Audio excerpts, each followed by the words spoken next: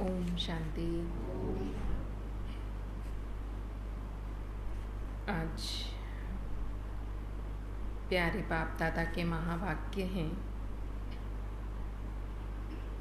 आज बाबा बोले, मीठे बच्चे, इस पुरानी दुनिया,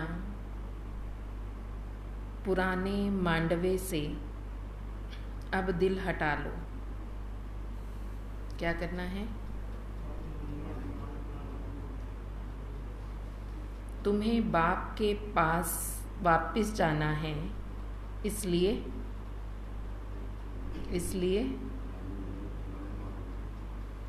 इस पुरानी दुनिया, पुराने मांडवे से अब दिल हटा लो। तुम्हें बाबा के पास जाना है, इसलिए घर को याद करो। शिव कुमार भाई इधर आ जाओ चेयर पे।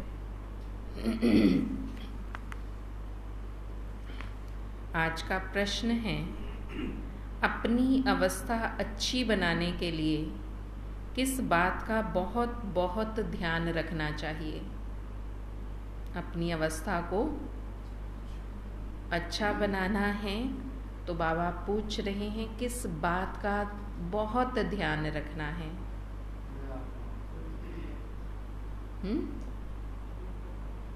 पवित्रता का, आत्मा समझना है और अपनी अवस्था अच्छी बनाने के लिए किस बात का ध्यान रखना है?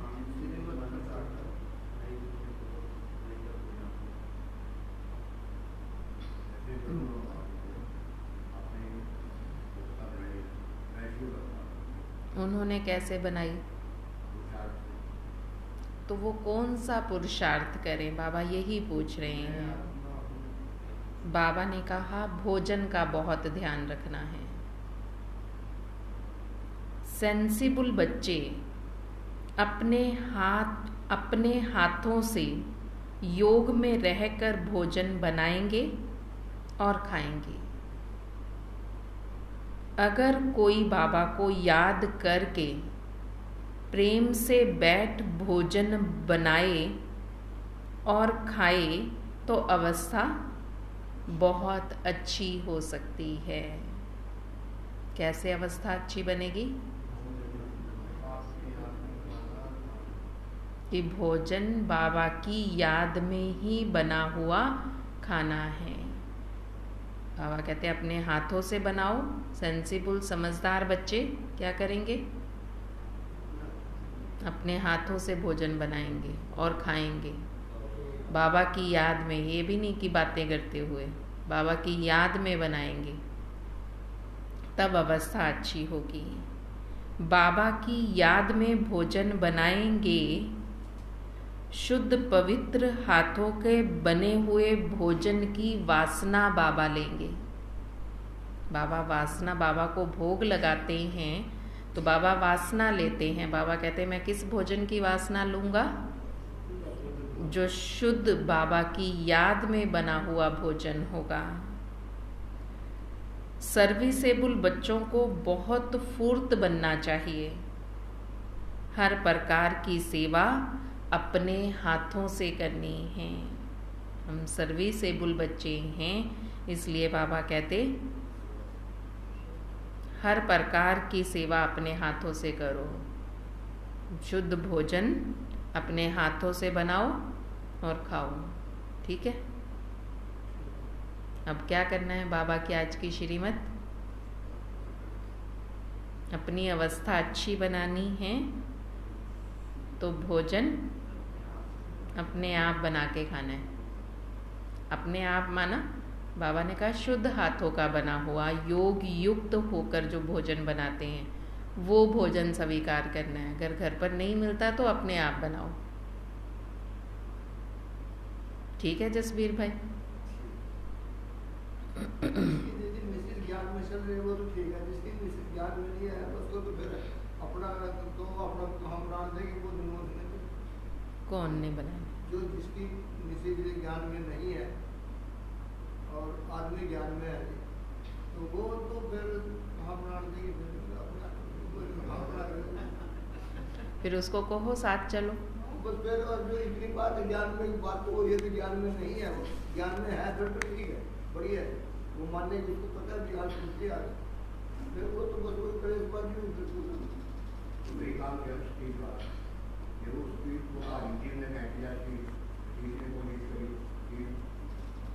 बाबा ने गीत कहा, मुझको सहारा देने वाले दिल कहे बाबा तेरा शुक्रिया। हर पल बाबा का शुक्रिया करो। हम बाबा की किसी भी बात को ये नहीं कह सकते कि बाबा ने ऐसे क्यों कहा। बाबा ने कहा है तो कुछ सोच के कहा होगा। बाबा कह रहे हैं, हमारा काम है जी बाबा करना। बस बाबा जाने, बाबा का काम जाने। हम हाँ जी तो करें। हम पहले ही मन में हमने उसका वो सोच लिया कि ऐसे थोड़ी हो सकता है। बाबा कह रहे हैं जी बाबा। ओम शांति। बच्चों प्रति बाप बैठ समझाते हैं। बच्चे जानते हैं हम आत्माएं परमपिता परमात्मा बाप से सुन रही हैं। आगे सत्संगों में तुम ऐसे नहीं समझते थे कि हम आत्माएं परमपिता परमात्मा से सुन रही हैं। यहाँ बच्चे बाप के और बाप बच्चों के सम्मुख है। बाप निराकार है और आत्मा भी निराकार है। कितने ढेर की ढेर बच्चे हैं। यह बाप बगैर और कोई कह ना सके। जो बाप के सम्मुख ब्राह्मण ब्राह्मणियां हैं उनको ही बाप बैठ समझाते हैं। तुम जानते हो इस समय सब पाप आत्माएं हैं। यहाँ कोई पुण्य आत्माओं की दुनिया नहीं है। पुण्य आत्माओं की दुनिया सतयुग को और पाप आत्माओं की दुनिया कलयुग को कहा जाता है। अभी तुम बच्चों को बेहद का बाप राजयोग सिखा रहे हैं। अब बाबा कहते इस पुरानी दुनिया में देह सहित जो कुछ है उसको भूलना है, उससे वैराग आना चाहिए। ये बेहद का वैराग्य है। तुमको कोई जंगल में नहीं जाना, रहना गृहस्थ व्यवहार में है, परंतु इस पुरानी दुनिया से दिल नहीं लगानी। यह कलयुग का मांडवा है। इस मांडवे में जब सतयुग था तो देवी देवताओं का राज्य था, उन्हों का ही पार्ट बजता था। अब यह मांडवा पुराना हो गया है। पुण्य आत्माओं की दुनिया सतयुग को कहा जाता है। अब तुम इन आँखों से जो कुछ देखते हो वह पुरानी चीज़ें ही हैं। ये 84 जन्म पूरे करने हैं, तो इस पुरानी दुनिया से अब दिल नहीं लगानी। दिल लगानी है नई दुनिया से। अब तो यह पुराना शरीर छोड़कर हमको वापस जाना है। खुशी रहनी चाहिए, बाबा हमको फिर से वापस ले जाने आए हैं। फिर से हमको स्वर्ग में जाकर पार्ट बजाना है। गोया गृहस्थ व्यवहार में रहते ममत्व मिटा देना चाहिए।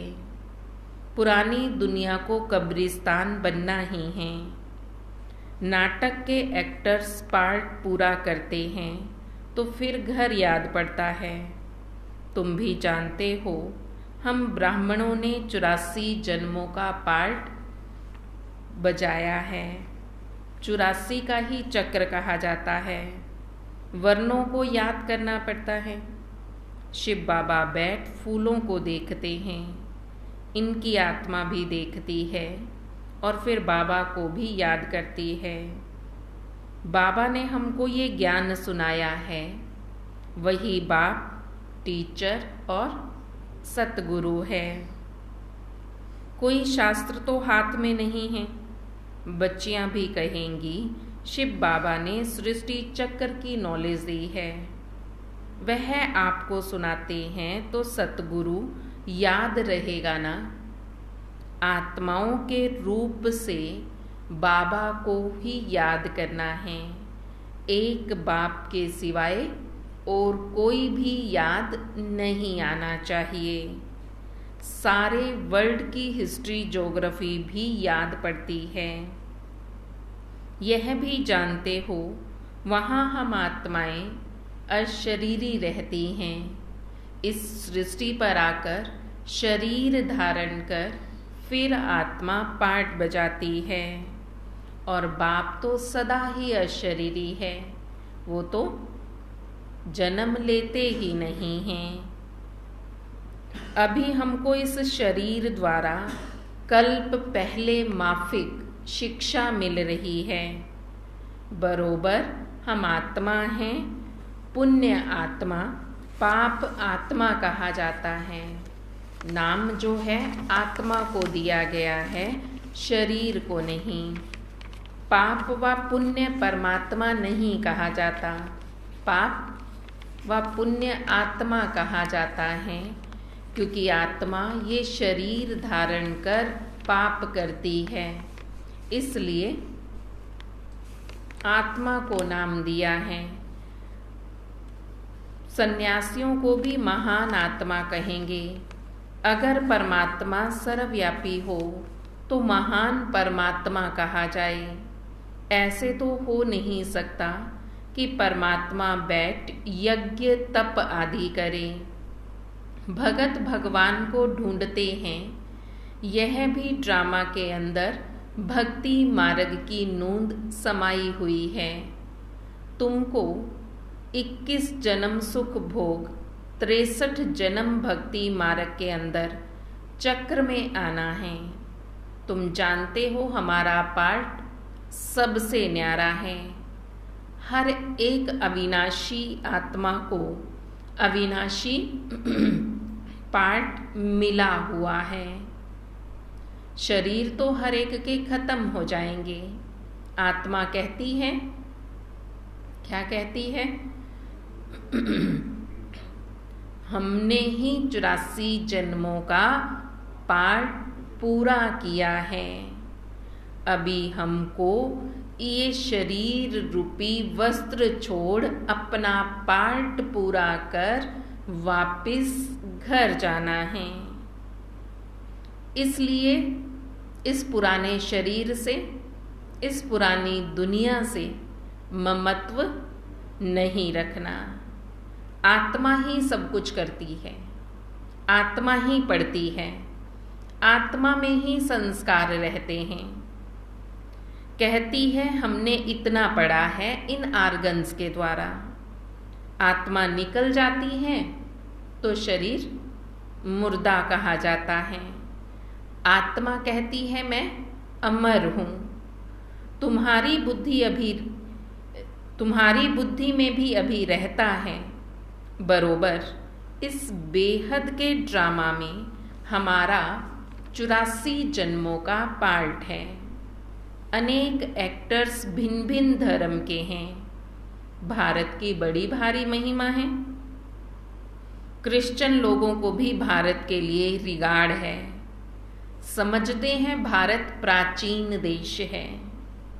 उस समय क्रिश्चियंस नहीं थे, परंतु वह सिर्फ कहने मात्र कह देते हैं कि भारत प्राचीन था। जानते तो उसके बारे में कुछ भी नहीं। वहाँ तो देवी देवताओं का राज्य था, जिनको भगवान भगवती कहा जाता है। गॉड कृष्णा नहीं, गॉड कृष्णा नहीं कहेंगे। क्या कहेंगे? लॉर्ड कृष्णा कहेंगे। श्री कृष्ण भगवान नहीं, देवता हैं। श्री कृष्ण के अथवा देवताओं के बहुत पुराने पुराने चित्र मांगते हैं, क्योंकि फिर भी सबसे बड़े हैं ना देवी देवता। भारत की अथाह महिमा है। गीता में अगर नाम ना बदलते तो सब जानते कि हम मनुष्य आत्माओं के बाप का यह भारत खंड जन्म स्थान है। शिव के मंदिर तो जहाँ तहाँ हैं। पतित पावन बाप पतित दुनिया में आकर के सबको पावन बनाते हैं। अर्थात ऊंचे ते ऊंचा श्री लक्ष्मी श्री नारायण समान बनाते हैं। महिमा फिर हुई सारी शिव की। शिवाय नमः कहते हैं। तुम मात पिता हम बालक तेरे, तुम ज्ञान के सागर हो, तुमरी गतमत तुम ही जानो, तुम्हारी महिमा अपरंपार है। परंतु फिर उनको भूल जाते हैं, इसलिए भारत की महिमा उड़ गई है। अब बच्चे बाहर विलायत में जाएंगे तो उन्हों को समझाना है सब आत्माओं का बाप निराकार है। तुम गॉड फादर को पुकारते हो, परंतु वह कब आते हैं ये किसको भी पता नहीं है। वह यूरोपवासी यादव भी जानते हैं। हमने यह जो मुसल बनाए हैं, इनसे जरूर हम अपने कुल का विनाश करेंगे। महाभारी महाभारत लड़ाई भी तो मशहूर है ना, होगी तो जरूर ना। अब तुम जानते हो सामने मौत खड़ा है। भारत प्राचीन है तो उसके मददगार भी बहुत बनते हैं। समझते हैं भारत बहुत धनवान था, इतना तो खजाना था जो बाद में मुसलमानों ने हीरे मणियाँ आदि ले जाकर कब्रों में लगाई हैं। बच्चे जानते हैं बरोबर भारत में देवी देवताओं का राज्य था। अभी हम फिर से वह राज्य ले रहे हैं। सिवाय योग बल के कोई विश्व का मालिक बन ना सके। क्रिश्चियन लोग हैं एक ही धर्म के, फिर भी आपस में लड़कर अपने कुल का विनाश कर देते हैं। यादव कुल वाले मुस्लों द्वारा आपस में लड़ते हैं। यह जानते हैं कि बॉम्बे से सारी दुनिया उड़ जाएगी, हम राज्य नहीं कर सकेंगे, फिर भी लड़ते रहते हैं। तुम जानते हो 2 बंदर लड़ेंगे और मक्खन बीच में हमको मिल जाएगा। देखो बॉम्ब्स कितने बना रहे हैं। ये भी जानते हैं इस बॉम्ब्स से सारी दुनिया खत्म हो जाती हैं, फिर भी बनाते रहते हैं। पता है हमारा राज्य खत्म हो जाएगा, फिर भी बाबा कहते बॉम्ब्स बनाते हैं। अब तुम बच्चों को इस पुरानी दुनिया से वैराग आना चाहिए। ये सारी दुनिया खत्म होने वाली है, इसलिए जितना हो सके पुरुषार्थ करो। इस पुरानी दुनिया से ममत्व नहीं रखना। बाबा देखते हैं अभी भी बच्चों का इस पुरानी दुनिया से, पुराने संबंधों से ममत्व बहुत है। सारा दिन इस कब्रिस्तान दुनिया के पीछे ही लगे रहते हैं। सारा दिन इस कब्रिस्तान, बाबा कहते हैं दुनिया कब्रिस्तान है, इस कब्रिस्तान के पीछे ही लगे रहते हैं। देखो कितना बाप बच्चों को समझाते हैं, फिर भी वही ताए चाचे काके मामे में ही लगे रहते हैं। कितना बाबा समझाते हैं इस पुरानी दुनिया से मोह तोड़ दो, फिर भी बाबा कहते वही ताए चाचे मामे काकों में लगे रहते हैं। अब इस कब्रिस्तान को क्या याद करना? कब्रिस्तान खत्म होना है तो फिर परिस्तान बनेगा, तो परिस्तान को याद करो ना। इस पुरानी दुनिया को याद करने से कुछ भी मिलना नहीं। अगर परिस्तान को याद करेंगे तो क्या होगा इंद्रजीत भाई? क्या होगा? सो रहे थे ना, तभी नहीं पता क्या? राजस्थान में जाए, हर्षित मुख रहेंगे, खुश रहेंगे। परिस्तान में जाना है तो उसके लिए इस पुरानी कब्रिस्तान को भूलो और परिस्तान को याद करो, नहीं तो परिस्तान में जा नहीं सकेंगे। सतयुग में इसी ही भारत में हीरे जवाहरात की खानियां थी और अब तो सब खत्म हो गई हैं। बच्चों ने साक्षात्कार किया है कि कैसे विमानों में जाएंगे और सोना भर कर ले आएंगे।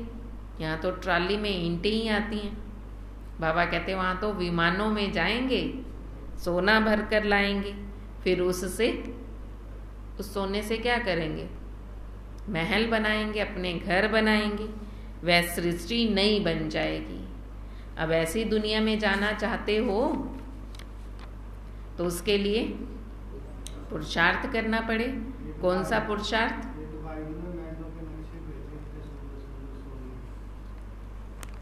उसके लिए फिर कौन सा पुरुषार्थ करना पड़ेगा? बाबा कह रहे हैं इस पुरानी दुनिया को भूल जाओ, इससे ममत्व मिटा दो। एक आदमी ने भी जिंदगी में सोने के महलों के नक्शे पे थे, इतने सुंदर अभी दानपुर करेगी और वो लास्ट में जाके महीना 2 महीने साल 2 साल बाद में जाता है आपकी सारी प्रति ईश्वर के नाम तो उसको तक ऐप मिलेगा। हर एक के कर्मों का हिसाब किताब है, वो किस लक्ष्य से कर रहा है, उसके मन की मंशा क्या है, उसके हिसाब से बाबा ने जो फल देना होगा बाबा देगा ना। उसका हिसाब किताब हमारे पास नहीं है, वो हिसाब किताब बाबा के पास है सारा। बाबा ने किसी को 1 रुपए का लाख रुपया फल देना है या किसी को लाख रुपए का 1 रुपया फल देना है, वो बाबा जानता है।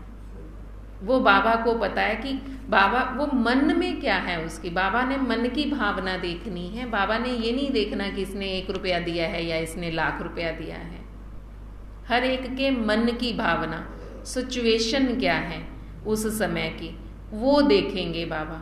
विनाश होने वाला है, दुनिया खत्म हो रही है, उस समय कोई आकर के कहे हमें 1 करोड़ रुपया देते हैं, हमारा लगा दो, उसकी कोई वैल्यू नहीं है। तो बाबा ले दे गया, वो रख तो लेंगे लेकिन उसका फल तो नहीं मिला ना, कि उस समय किसने क्या करना है। कोई आपको लूटने आ गया और किसी आपने इसके पैसे देने थे 1 लाख रुपए, ला भी तू ले ले, अभी उसकी क्या वैल्यू।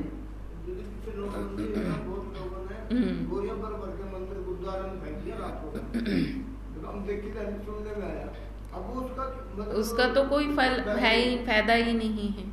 उनके पास रखने के लिए जगह थी, बैंक में वो इनकम टैक्स नहीं दे रहे थे उस चीज का, वो फंसते थे तो अभी भी दे रहे हैं। तो इसलिए वो किस मंशा से कब क्या करते हैं वो उसके अनुसार फल मिलना है, और बाबा जानता है वो बाबा ने देना है। हम तो देख रहे हैं सिर्फ कि हाँ उसने इतना दे दिया, उसको तो बहुत फल मिलेगा। नहीं मिलेगा। वहाँ कितने अच्छे अच्छे फल फूल होते हैं, हर चीज़ वहाँ अच्छी फर्स्ट क्लास होती है। वहाँ गंध करने वाली, दुख देने वाली कोई चीज़ होगी ही नहीं। इसीलिए तो उसका नाम है स्वर्ग। तो अब एक ही साजन सब सजनियों को ले जाने आए हैं। शरीर तो यहाँ ही सबके खलास हो जाएंगे। यह होलिका आदि सब यहाँ के उत्सव हैं, परंतु उनके महत्व का यथार्थ अर्थ किसको पता नहीं।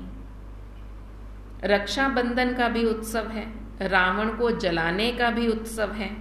बाबा ने समझाया है सारी सृष्टि इस समय रावण का घर है, सब शोक वाटिका में हैं, कितने दुखी हैं, तो सबसे ममत्व मिटा देना चाहिए।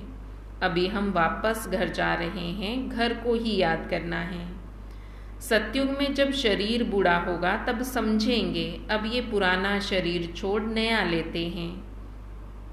अभी तुम समझते हो हमको वापस जाना है, इसलिए देह अभिमान छोड़ना है। दुनिया इन बातों को नहीं जानती।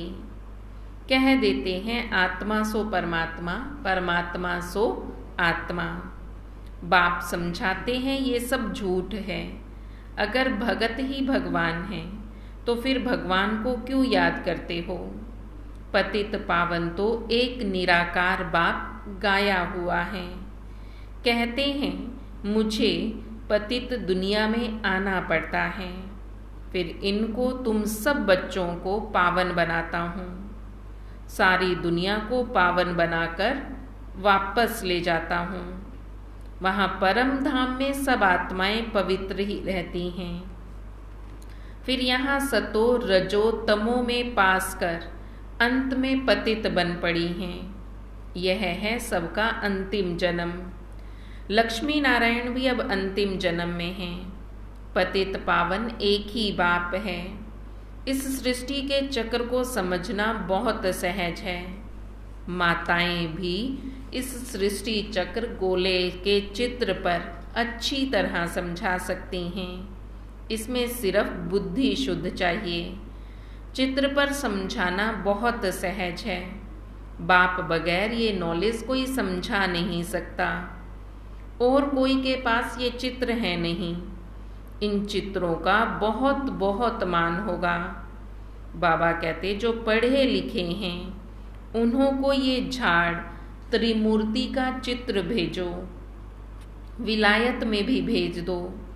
इनसे फर्स्ट क्लास सेवा हो सकती है। फिर उनको रूबरू जाकर भी समझा सकते हो। यह भी नॉलेज है। कॉलेज में ये होना चाहिए तो उन्हों को भी बेहद की हिस्ट्री ज्योग्राफी की नॉलेज मिले। जो ब्राह्मण कुल के होंगे उनको ये ज्ञान सुनते ही तीर लगेगा। भिन्न भिन्न प्रकार के डायरेक्शन बाबा देते रहते हैं। बच्चों को कभी जोश आता है तो कभी जोश आता है तो फिर बहुतों को ज्ञान सुनाते हैं, और कभी तो एकदम सोडा वाटर ठंडे हो जाते हैं। बड़ी बड़ी यूनिवर्सिटी में भी यह चित्र दो। चित्र जाएंगे तब तो किसी को समझ आएगा ना, तब तो तीर लगेगा। विलायत के बड़े बड़े आदमियों को फ्री दो। बेहद का बाप कहते तुम फ्री दे सकते हो, परंतु ऐसे नहीं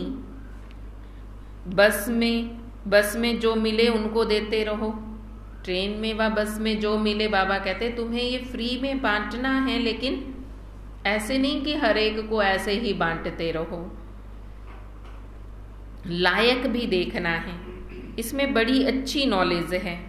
बड़े बड़े दुकानदारों को भी दे सकते हो। जाकर मेहनत करनी चाहिए। बगैर मेहनत के थोड़े ही सेवा होगी। सर्विसेबल बच्चे सर्विस कर सकते हैं। हर एक को अपनी अपनी सर्विस करनी है। माताओं को घर में जाकर माताओं की सेवा करनी है। भाइयों को दुकान पर जाकर भाइयों की सेवा करनी है। चित्र उठाकर फिर प्यार से बैठकर उनको समझाओ। छोटे छोटे बच्चों को भी चित्र समझाओ। अब बाप कहते बच्चे तुम जहाँ तहाँ सेवा कर सकते हो। सेवा तो अभी बहुत पड़ी है ना, किसी के पास जाकर भी किसी को समझा सकते हो। बाबा कहते अभी सेवा खत्म तो नहीं हुई ना, ये तो नहीं हम कह सकते क्या करें, सारे तो समझे हुए हैं, सेवा किसको जाकर समझाएं, कह सकते हैं? अभी तो नहीं कह सकते, अभी तो बहुत बहुत पड़े हैं। तो बाबा कहते ये तो कह ही नहीं सकते।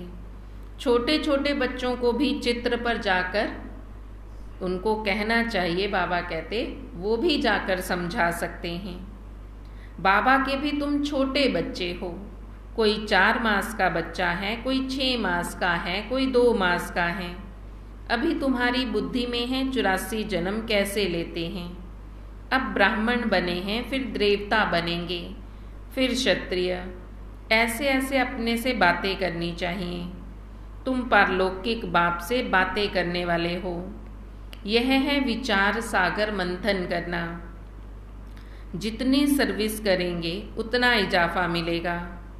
तुम गॉडली सर्विस पर हो। बाबा कहते भलग्रस्त व्यवहार की संभाल करो, 8 घंटा इस सर्विस में लगाओ, तुमको बेहद का खजाना मिला है। सारा दिन बुद्धि में ये स्वदर्शन चक्र फिरना चाहिए, 84 का चक्र याद आना चाहिए। तुम घड़ी घड़ी ये बातें भूल क्यों जाते हो। जितना सिमरन करेंगे उतना बाबा के गले का हार बनेंगे, फिर विष्णु के गले का हार बनेंगे। घड़ी घड़ी बच्चों को समझाया जाता है, यहाँ धारणा अच्छी होगी, क्योंकि यहाँ कोई मित्र संबंधी आदि तो है नहीं। सर्विसेबल वह है जो सारा दिन सेवा में लगा रहे। ऐसे नहीं कि यहाँ से मुरली सुनकर गए फिर सारा दिन बाप को याद भी नहीं करेंगे। बाबा कहते तुम्हें तो सारा दिन सेवा करते रहना है, जो भी मिले उनको बाबा का परिचय देते रहो। सृष्टि चक्र व त्रिमूर्ति के चित्र को अपने पास रखो, जो भी मिले उसको समझाते रहो। कोई ज्ञानी मिले तो उसे बाबा की मुरली सुनाओ, रिपीट करो, नोट करो। अज्ञानी मिले तो बाबा कहते उसे बाबा का परिचय दो, ज्ञान सुनाओ। और कोई ज्ञानी मिल जाए तो उसको बाबा कहते उसको मुरली की पॉइंट सुनाओ। उसको भी पूछो आज मुरली सुनी, क्या सुना, 1-2 से ज्ञान की लेन देन करो। टीचर समझते हैं हमारे स्कूल में बहुत पास होकर निकले तो गवर्नमेंट इजाफा देगी। तुम ब्राह्मणों को भी ऐसे रहना चाहिए। हम झुंड का झुंड अच्छा तैयार कर बाबा के पास लेकर आएंगे। ऐसा झुंड तैयार करो, इतने बाबा के बच्चों को तैयार करो जो ये कहो कि हम झुंड का झुंड बाप तैयार करके बाबा के पास लेकर जाएंगे। बाबा भी फिर ऐसे बच्चों को शाबाशी देंगे। इसको कहते हैं सेंसिबल बच्चे। अगर कोई मेहनत नहीं करते तो फिर बाप के सामने क्या लेकर जाओगे। खाली हाथ जाना तो अच्छा लगेगा क्या। अकेले ही जाते हो, बाबा कहते बाबा के सामने मधुबन बाबा के घर में किसको लेकर ही नहीं गए तो बाबा कहते अच्छा लगेगा। बाबा को तो ये फूलों का गुलदस्ता चाहिए ना।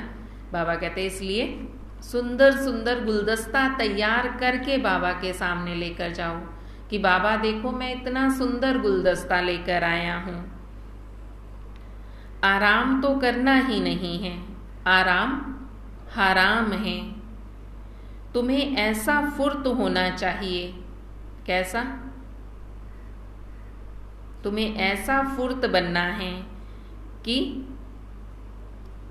हर समय सेवा पर भागते रहो, इधर उधर भागते ही रहो।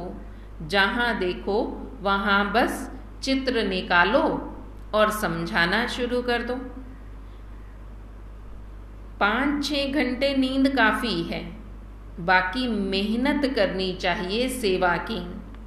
अच्छे सेंसिबल बच्चे कोशिश करके भोजन भी अपने हाथों से बनाएंगे। बाबा को याद कर प्रेम से बैठ भोजन बनाएं और खाएं तो अपनी अवस्था अच्छी रहेगी। बाबा चाहते हैं बच्चे योग युक्त हाथों से बना हुआ भोजन ही स्वीकार करें। बाबा को याद करके बनाएंगे तो बाबा वासना भी लेंगे। बाबा की याद से बहुत अच्छी उन्नति होगी। स्वदर्शन चक्र फिराते रहो, दूसरों को भी ये ज्ञान देते रहेंगे। ऐसे सर्विसेबल बच्चे बाबा को चाहिए। ऐसे नहीं खाया पिया और सोए, ये तो आज तक करते आए हो, लेकिन अब बाबा कहते अब सेवा में लग जाओ। कमर कस लेनी चाहिए, कमर कस लो। बाबा कहते किस लिए? सेवा के लिए। फिर क्या करेंगे? सुनकर बाहर जाकर भूल जाएंगे। अच्छा, मीठे मीठे सिकी लदे बच्चों प्रति माता पिता बाप दादा का याद प्यार और गुड मॉर्निंग। रूहानी बाप की रूहानी बच्चों को नमस्ते। रूहानी बच्चों की रूहानी बाप दादा को दिल व जान सिक व प्रेम से नमस्ते नमस्ते नमस्ते जी। धारणा के लिए सार है, अपने आप से व परलौकिक बाप से बातें कर विचार सागर मंथन में बुद्धि को बिजी रखना है। अपने आप से व परलौकिक बाप से बातें कर विचार सागर मंथन में बुद्धि को बिजी रखना है। स्वदर्शन चक्रधारी बनना है। अभी हम वापस घर जा रहे हैं। यह शोक वाटिका है, इससे ममत्व मिटा देना है। नई दुनिया से अपनी दिल लगानी है। आज का वरदान है, आज सतगुरु बाबा वरदान दे रहे हैं। दिलाराम बाप की याद द्वारा तीनों कालों को अच्छा बनाने वाले इच्छा मुक्त भव। दिलाराम बाप की याद द्वारा तीनों कालों को अच्छा बनाने वाले इच्छा मुक्त भव। जिन बच्चों की दिल में एक दिलाराम बाप की याद है, वह सदा वहाँ वहाँ वहाँ के गीत गाते रहते हैं। उनके मन से स्वप्न में भी हाय शब्द नहीं निकल सकता, क्योंकि जो हुआ वह भी वहाँ, जो हो रहा है वह भी वहाँ, और जो होने वाला है वो भी वहाँ। तीनों ही काल वहाँ वहाँ हैं, अर्थात अच्छे ते अच्छा है। जहाँ सब अच्छा है वहाँ कोई इच्छा उत्पन्न नहीं हो सकती, क्योंकि अच्छा तब कहेंगे जब सब प्राप्तियां हैं। प्राप्ति संपन्न बनना ही इच्छा मुक्त बनना है। आज का स्लोगन है, संस्कारों को ऐसा शीतल बना लो जो जोश व रोब के संस्कार इमर्ज भी ना हो सकें। अपने संस्कारों को इतना शीतल बनाना है, शीतल माना ठंडा बनाना है, मतलब अंदर मन दिल शांत हो। इतना शांत बनाओ जो जोश और रोब के संस्कार जो हमारे अंदर हैं, बाबा कहते हैं ये भी क्रोध का अंश है। जोश और रोब के संस्कार ये भी क्रोध का अंश है। तो ये संस्कार भी इमर्ज ना हो, ना जोश ना रोब। इसको खत्म करने के लिए अपने संस्कारों को शीतल बनाओ। ओम शांति।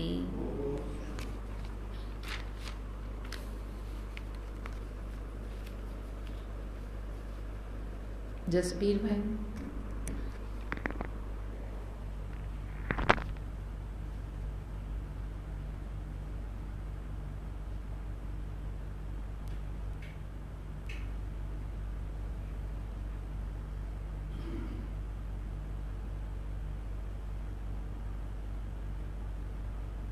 है।